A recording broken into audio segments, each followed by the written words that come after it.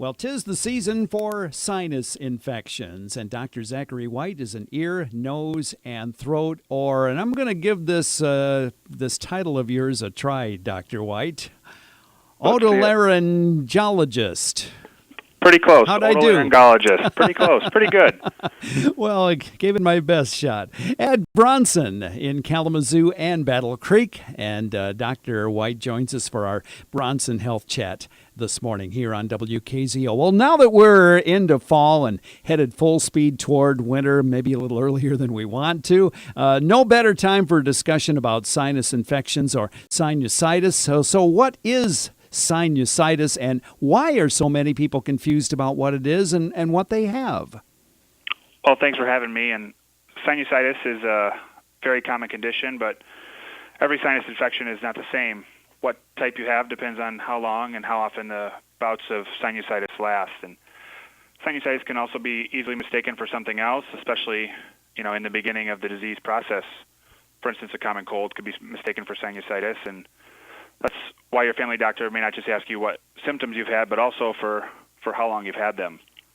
For example, a case of acute sinusitis will include symptoms like congestion, runny nose, cough, facial pain or pressure, and that all sounds familiar, but the difference is that a common cold or a virus will last, up to 7 days, and after that your body defeats the virus and the symptoms go away on their own. So your doctor will often ask, what type of, how long your symptoms have been, and if you've had a cold or sinus infection before an antibiotic. And again, it really comes down to the time frame for people that are having sinus problems. What can we do for ourselves to help avoid getting a sinus infection if we have a cold and we're congested? Oh, there's a lot that can be done. Moisture and hydration are very important. By staying hydrated, drinking lots of water. Dehydration can always make your congestion worse. Being around sick contacts.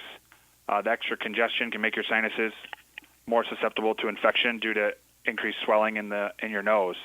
Rinse your nasal passages with a nasal saline spray or a neti pot, something similar to that. Getting plenty of sleep.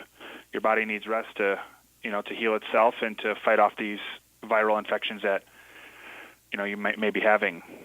Using a humidifier to add moisture to the air at your bedtime at night, and then inhaling steam from a hot shower or a steam machine. And then a warm compress to the face can also help provide some circulation and often provide some relief. There are medications that can be used, but I would use them sparingly and for a short-term period. Products like nasal decongestant sprays or oral decongestants, some of these over-the-counter medications that can lessen inflammation. If your symptoms last more than 10 days, you may have developed a secondary infection of the sinus cavity due to this prolonged inflammation. And in that case, your primary care physician, might prescribe an antibiotic to treat that secondary infection. Well, Dr. White, you mentioned that there are other types of sinusitis. What are those? So there are three general categories of sinusitis. The first one being acute sinusitis, which lasts from 2 to 4 weeks. Subacute sinusitis is the second type, and this continues for up to 12 weeks. And then chronic sinusitis, which is classified as sinusitis that lasts longer than 12 weeks and may persist, for an indefinite amount of time. And then, recurrent sinusitis and chronic sinusitis, this is sinus infections multiple times throughout the year. Well, what should our listeners know about chronic or recurrent sinusitis? An occasional sinus infection, that's a normal thing. Everybody gets them. But especially in the wintertime, as it's colder out, and this is, as you say, this is the season. But if your sinus symptoms don't go away, or you're having multiple sinus infections throughout the year, you may have some underlying issue keeping your sinuses inflamed and not allowing them to drain properly. That's the biggest difference. Are there particular conditions that might lead to chronic or recurrent sinusitis?